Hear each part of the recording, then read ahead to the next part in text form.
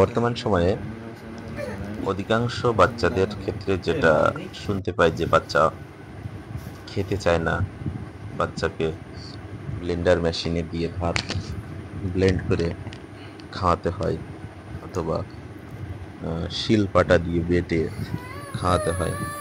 কিন্তু এটা কেন হয়? এর কারণ হচ্ছে আমরা বাবা মায়েরাই।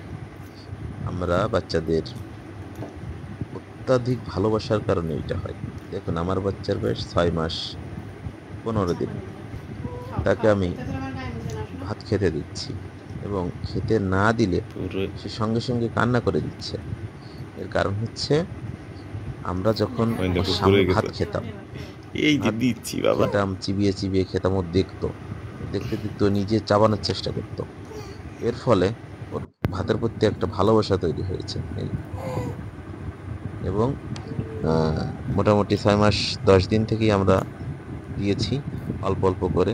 আমি ওকে এখন আমরা যে তরকারি খাই সেখান থেকে সবজি তুলে একটু ধুয়ে ভাত দিয়ে মেখে খাওয়াতে পারি। তারপর মাছ, বিভিন্ন কাঁটাহীন যে মাছগুলো আছে সেগুলো ভাতের সাথে মেখে খাইয়ে দিই।